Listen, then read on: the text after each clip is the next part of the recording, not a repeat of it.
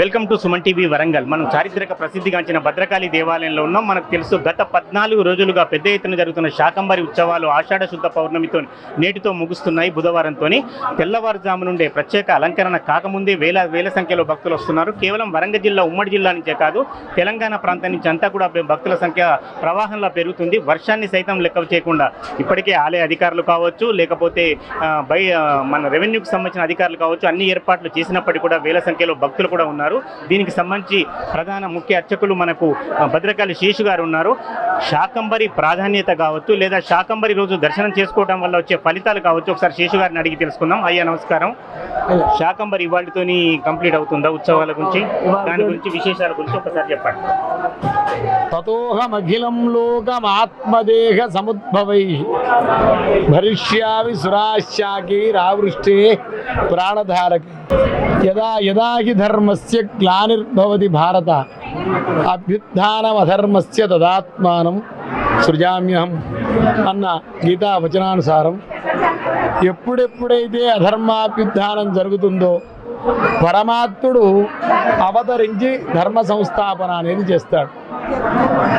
ఆ క్రమంలోనే ఈ శాకంబరి యొక్క ఆవిర్భావం.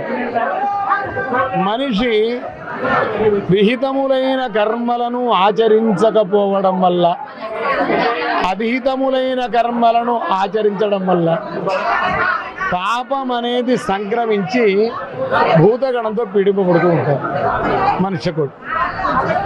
మరి కలి ప్రభావం ఇంకా ఘోరమైనది. అట్లాంటి సందర్భంలో ఒకప్పుడు ఇట్లాగే 100 ఏళ్ల కరువు వచ్చింది. అప్పుడు మునులంతా అమ్మవారు ప్రార్థించారు. అమ్మవారు ప్రసన్నమైంది. ఆమె శరీరం నుండి పలు విధములైన శాకములు, అన్నపానామృత ఫలములు ఆవిర్భవించే లోకంలోని కరువును కూడగొట్టింది. ఆమె శతాక్షి. ఆమె కళ్ళ నుండి జాలువారిన నీళ్లు భూమండలంలోని నదీ నదాలు, హ్రదాలు, సముద్రాలంతా జలమయమైపోయాయి. అట్లా ఆమెను శాకంభరి అన్నారు. శాకంభరీం స్తువంధ్యాయం జపం సంపూజయన్నమన్. ఎవరైతే ఈ శాకంభరిని ఆరాధిస్తారో వాళ్లకు అక్షయ్యం అశ్రుతే శీఘ్రం అన్నపానామృతం ఫలం, అన్నపానామృత ఫలములు అక్షయంగా సంప్రాప్తం అవుతాయి.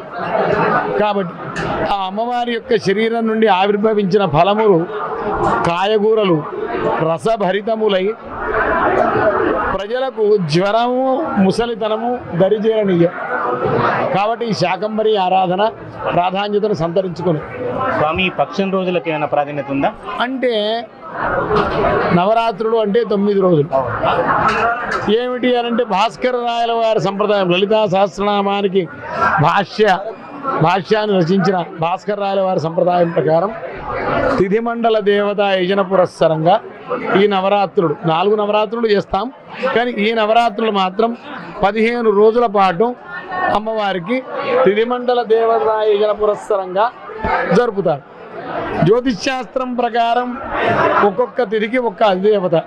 పాడ్యముకు అగ్ని, విధియకు బ్రహ్మ, తదియకు గౌరి, చవితికి గణపతి, పంచమికి నాగేంద్రుడు, షష్ఠికి స్కందుడు, సప్తమికి సూర్యుడు, అష్టమికి శంకరుడు, నవమికి దుర్గా, దశమికి యముడు, ఏకాదశికి విశ్వేదేవతలు, ద్వాదశికి విష్ణువు, త్రయోదశికి మన్మధుడు, చతుర్దశికి శంకరుడు, పౌర్ణమికి చంద్రుడు, అమావాస్యకు పితృదేవతలు. అట్లాగే ఆయా తిథుల యందు ఆయా అధిష్టాన దేవతలను ఆరాధించడం వల్ల ఆ తిథులు మనకు శుభప్రదం అవుతాయి.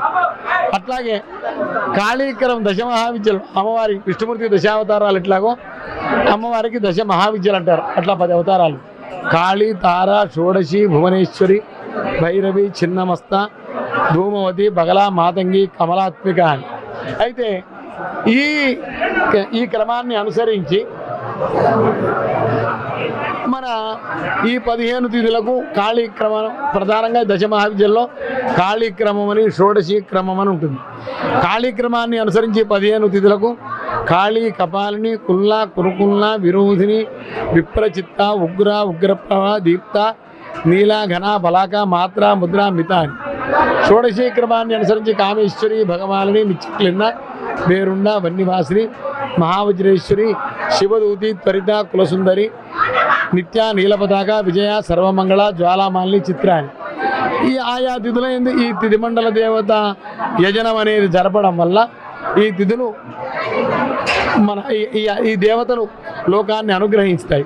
ప్రస్తుతం మనం ఎల్లినో ప్రాబ్లంతో పీడింపబడుతున్నాం. ఇదొక మహాభూతం. ఎక్కడి నుంచి వచ్చింది? మనిషి విహితములైన కర్మలను ఆచరించకపోవడం వల్ల, అవిహితాలను ఆచరించడం వల్ల పాపం సంక్రమించి భూతగణంతో పీడింపబడుతూ ఉంటాడు. ఆ పరంపరలోనే ఈ ఎల్లినో అనే భూతం అనేది. కాబట్టి సమస్తమైన ఈ అసురీ శక్తులను దూరం చేయాలి. ఎప్పుడు మనకు పాప నాశనం అయితేనే ఈ అసురీ శక్తులు దూరం అవుతాయి. పుణ్యప్రాప్తి అయినప్పుడు దైవీ శక్తులు దగ్గర అవుతాయి. దైవీ శక్తులను దగ్గరకు చేసుకొని అసురీ శక్తులను దూరం చేయాలి, పాప నాశనం చేసుకోవాలి. కాబట్టి ఆ జగన్మాతను ఆరాధించడానికి చాలామంది వస్తారు. శాకంబరి ప్రాధాన్యతను భద్రకాళి శేషు గారి మాటల్లో తెలుసుకుందాం. ఇప్పుడు మనకు తెలుసు, పెద్ద ఎత్తున లైన్లలో, క్యూ లైన్లలో భక్తులు బారులు తీరారు. వేలాది మంది భక్తులు సుదూర ప్రాంతాల నుంచి వచ్చారు. ముఖ్యంగా శాకంబరి అవతారంలో జగన్మాత అందరికీ దర్శనం ఇస్తుంది. ఎప్పుడైతే గత 14 రోజులుగా శాకంబరి ఉత్సవాలు జరిగాయో, 15వ తేదీ ఆషాఢ శుద్ధ పౌర్ణిమ రోజు శాకంబరి కార్యక్రమం కూడా దాదాపు 45 క్వింటాల కూరగాయలతో, ఏ కూరగాయలు అనేది కూడా లేదు, ప్రతి కూరగాయలు కూడా దానిలో ఉన్నాయి. మనం శాకంబరి అవతారంలో అమ్మవారిని చూడొచ్చు. ప్రతి కూరగాయలు, ఆకుకూరలు సుదూర ప్రాంతాల నుంచి కూడా దీనికోసం దాదాపు ఒక 40 మంది అర్చకులు కూడా దీనిలో ఈ పనిలో శ్రమించారు. వీరితో పాటు అనేక మంది ఉద్యోగులు కూడా ఒక 45 క్వింటాల కూరగాయలను కూడా దీనికి తీసుకురావడం జరిగింది. కనీసం 6 గంటల పాటు శ్రమించారు. 6 గంటల పాటు చేసి శాకంబరి అవతారంలో అమ్మవారిని అలంకరించారు. దీన్ని అమ్మవారిని సందర్శించడానికి, అమ్మవారిని దర్శించుకోవడానికి, అమ్మవారిని ఈరోజు ఆషాఢ శుద్ధ పౌర్ణిమ రోజు అమ్మవారిని దర్శించుకుంటే కోరిన కోరికలు నెరవేరుతాయని, రాష్ట్రం సుభిక్షంగా ఉంటుందని, కరువు కాటకాలు తొలగిపోతాయని భక్తుల నమ్మకం.